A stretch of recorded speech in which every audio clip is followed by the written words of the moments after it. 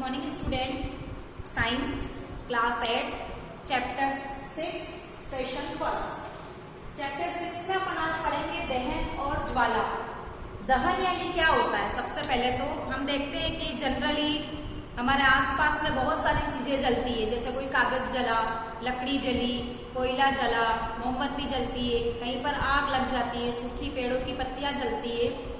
क्या हम सब ये चीजों को दहन कह सकते हैं? क्या नहीं।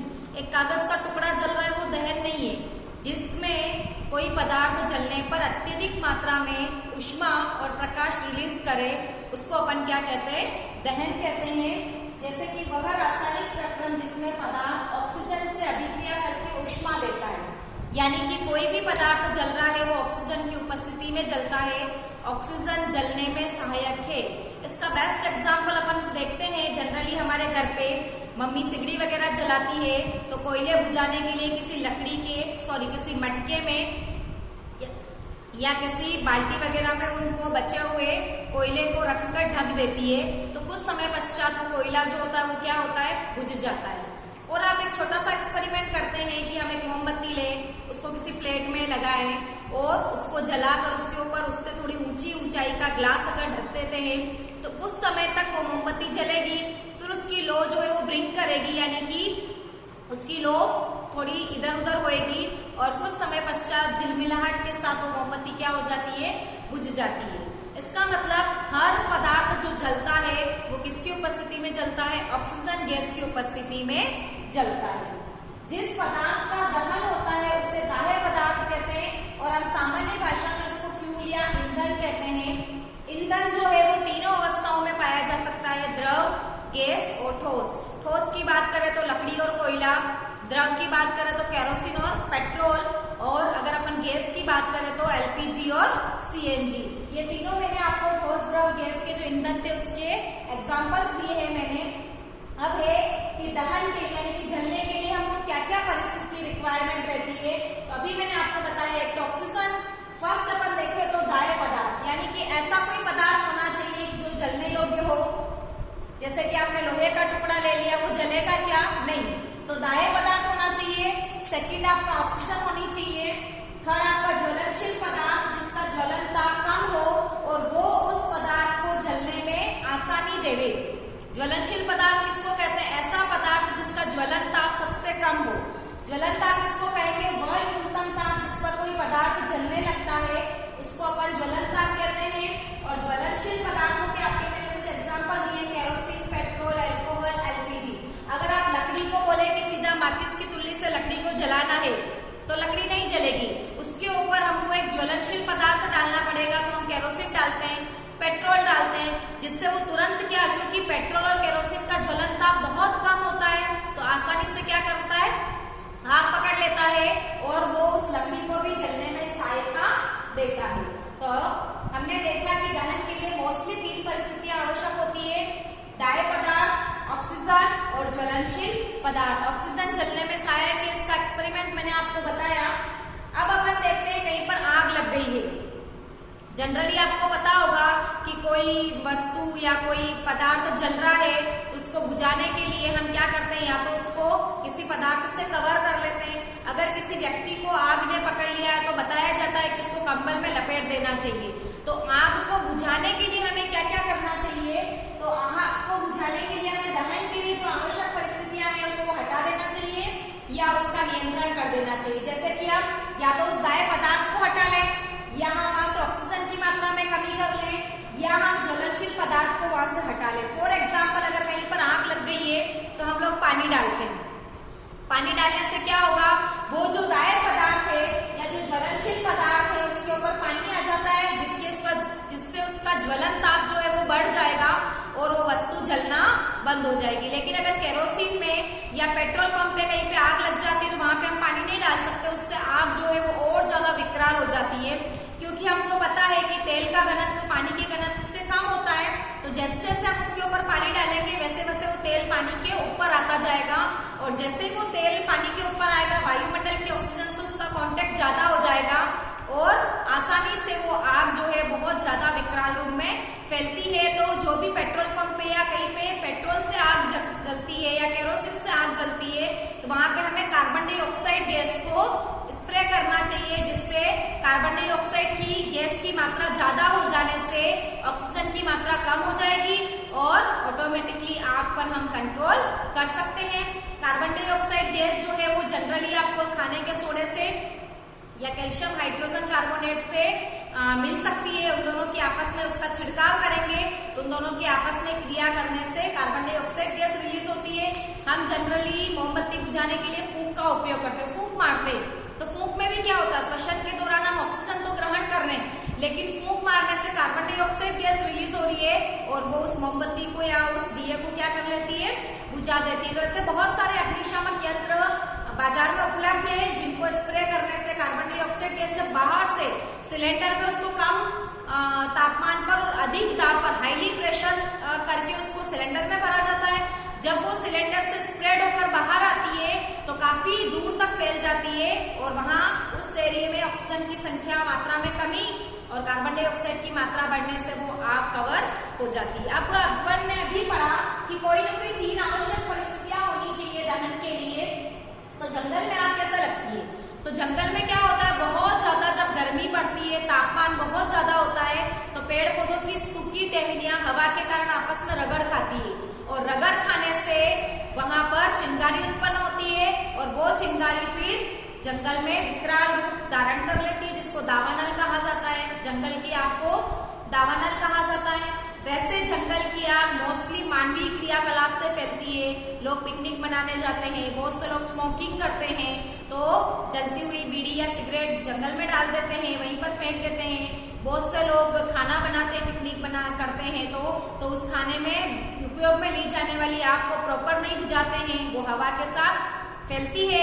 इसी प्रकार से बहुत लोग कैंप फायर करते हैं, रात के समय जो आग लगाई जाती है और उसका आयोजन करने के पास में उसको अच्छी तरह से अगर बुझाया नहीं जाता है तो वो जंगल में आग का कारण बनती है। तो हमें भी ध्यान रखना चाहिए, अगर हम कहीं पर बाहर जाते हैं और आग से जुड़ी हुई किसी चीज का उपयोग करते हैं तो उसको प्रॉपर हमें बुझाना चाहिए। अब अपन ने देखा कि आग जो जल रही है वो किस तरह से जलती है, किस तरह से हम उसकी परिस्थितियों का कम करके आग को बुझा सकते हैं। आपने मैच बॉक्स देखा होगा, माचिस जो है वो भी एक आग जलाने का जरिया है। माचिस आपने देखी होगी, माचिस की एक चीड़ के वृक्ष की या किसी अन्य ज्वलनशील पेड़ की छोटी छोटी कांडीज बनाई जाती है, लकड़ी के छोटे छोटे टुकड़े बनाए जाते हैं और उस पर पोटेशियम क्लोरेट या फिर लाल फास्फोरस जनरली लगाया जाता है। लाल फास्फोरस जो होता है वो बहुत ज्यादा जनरली वायु के साथ क्रिया करके जलता है, इसलिए श्वेत फास्फोरस जो होता है वो वायु के साथ क्रिया करके ज्वलनशील पदार्थ का निर्माण करता है। इसलिए आजकल माचिस का उपयोग बनाने के उपयोग करने में लाल फास्फोरस का उपयोग किया जाता है। जब उस लाल फास्फोरस से बनी हुई तिल्ली को माचिस के साइड में खुरदरा लाल फास्फोरस का एक एरिया बनाया जाता है, जब उस पर घिसा जाता है तो रगड़ खाकर पोटेशियम क्लोराइड जो है वो आग पकड़ लेता है। इस प्रकार से माचिस की क्रियाविधि होती है। अब अपन पढ़ेंगे कि जो भी ईंधन जलता है सभी ईंधन ज्वाला के साथ नहीं जलते हैं। आप देखो, आपने एक तरफ मोमबत्ती जलाई है, एक तरफ आपने कोयला रखा है। हम देखते हैं कि मोमबत्ती में ज्वाला उत्पन्न होती है जबकि कोयले में ज्वाला उत्पन्न नहीं होती है। तो सभी ईंधन जो होते हैं वो ज्वाला के रूप में नहीं जलते। वे ही ईंधन ज्वाला उत्पन्न करते हैं जिनमें ईंधन दहन के पश्चात वाष्पित होता है और वो वाष्पित होने की प्रक्रिया के दौरान अपने को ज्वाला दिखाई देती है। यहाँ पर मैंने एक मोमबत्ती का डायग्राम बनाया है। मोमबत्ती जब जलती है तो आपने देखा होगा 3 कलर की ज्वाला बनती है। सबसे बाहर की ओर आपके नीले कलर की ज्वाला दिखेगी, उसके थोड़ा सा अंदर देखेंगे तो पीले कलर की ज्वाला होगी और सबसे अंदर जहाँ पर थ्रेड जलता है मोमबत्ती का वहां पर काले रंग का अपने को ज्वाला दिखाई देगी। तो जो नीले रंग की ज्वाला है वो पूर्ण दहन क्षेत्र है, यानी कि ये वाला क्षेत्र जो है वो पूर्ण रूप से जल रहा है।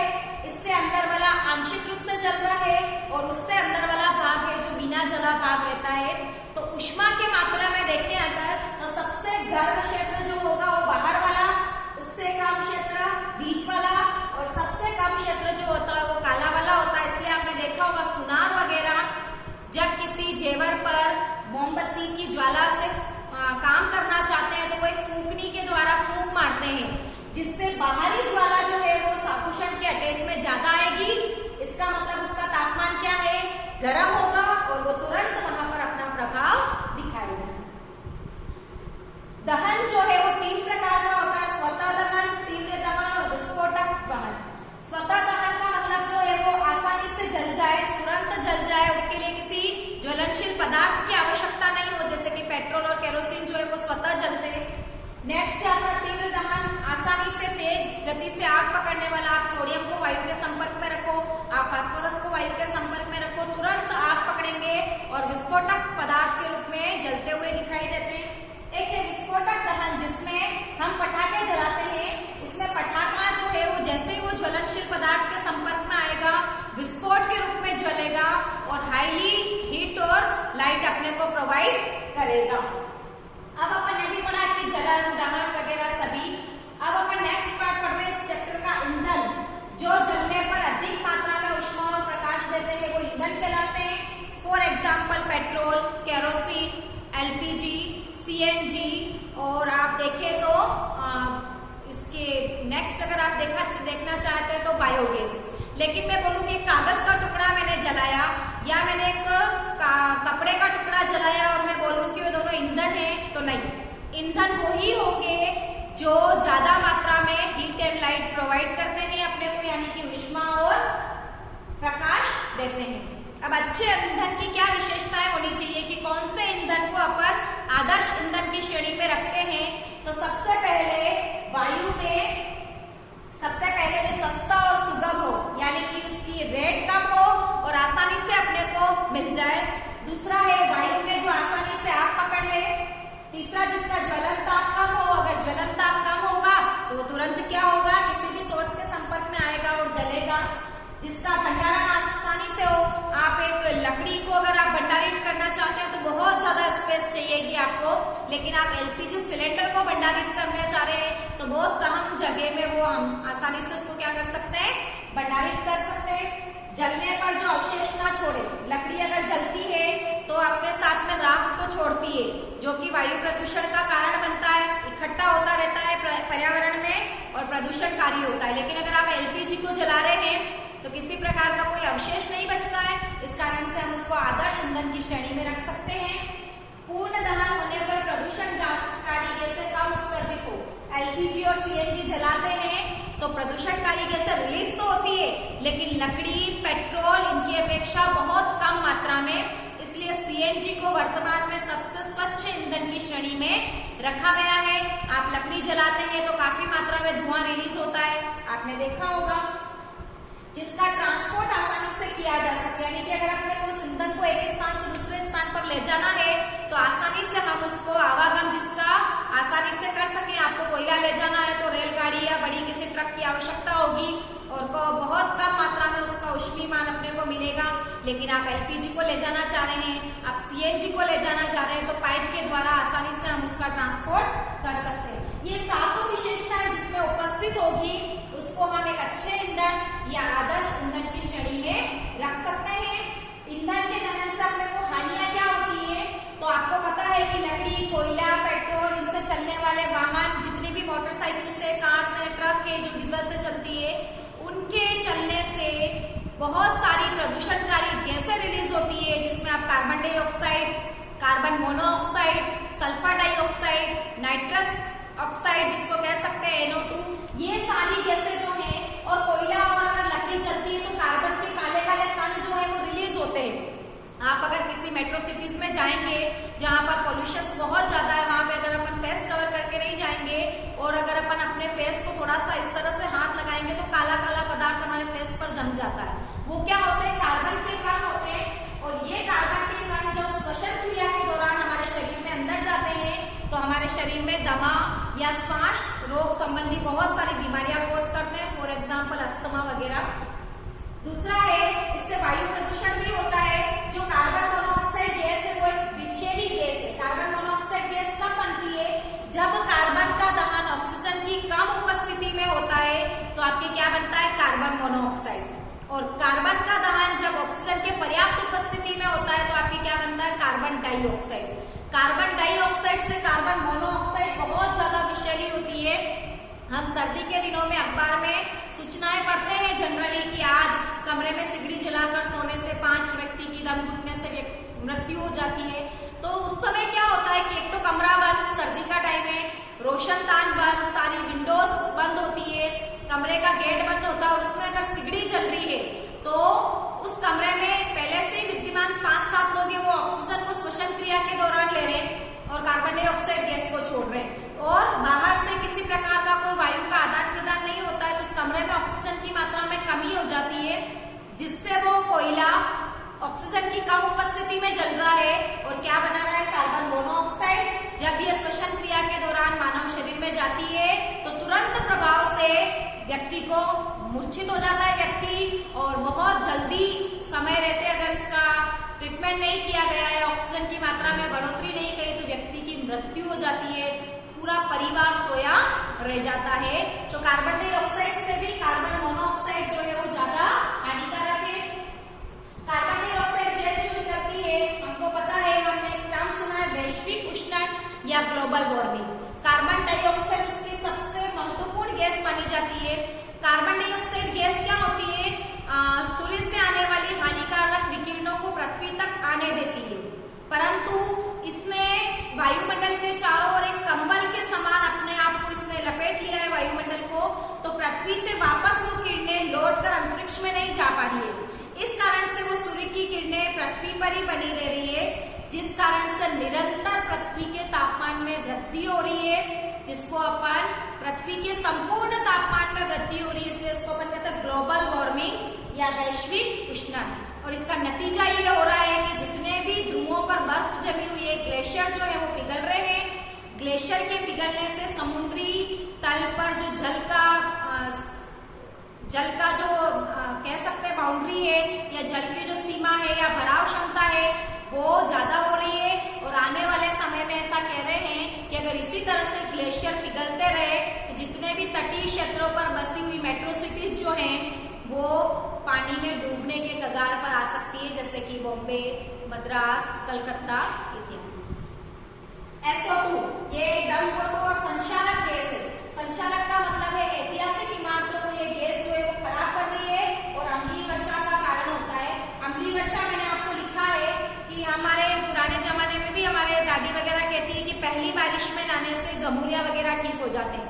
पहली बारिश में ऐसा क्या होता है, तो पहली वर्षा जो होती है वो अम्लीय वर्षा होती है।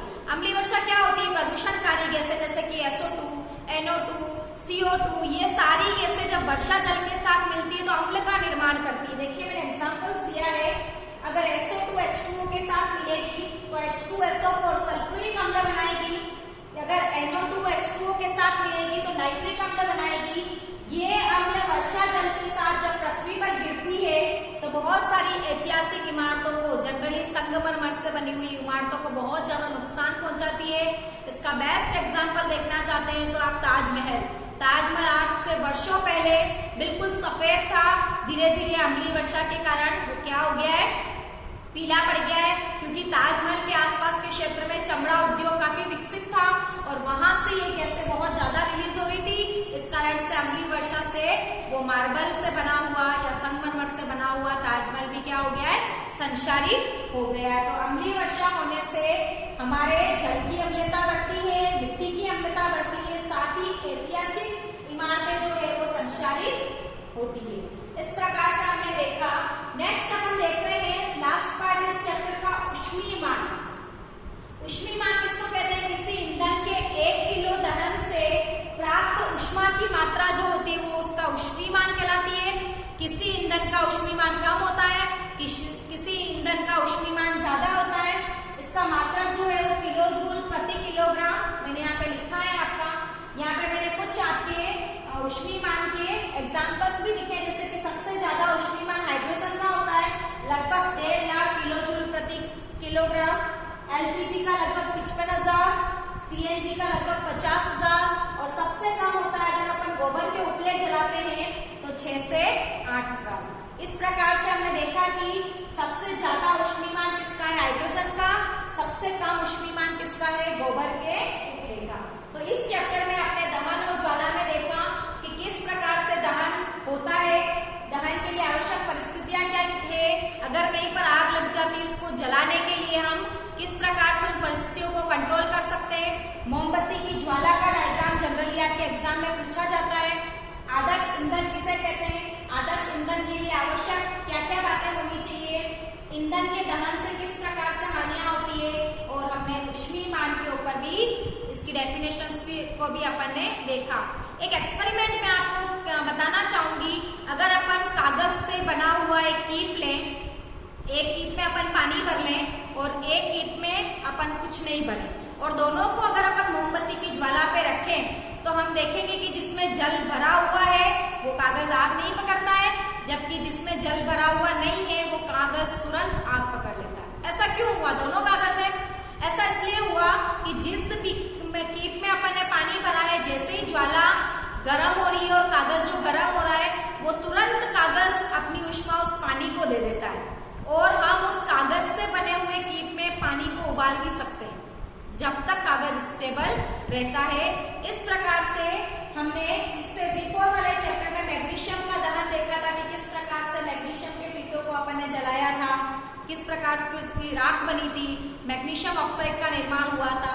तो जनरली जब कभी कार्बन चल रहा है तो आपके क्या बनेगा, या तो कार्बन मोनोऑक्साइड बनेगी या कार्बन डाइऑक्साइड बनेगी। इस प्रकार से आज का हमारा ये चैप्टर यहीं पर कंप्लीट होता है। नेक्स्ट सेशन में नए चैप्टर के साथ हम फिर से मुलाकात करेंगे। Thank you.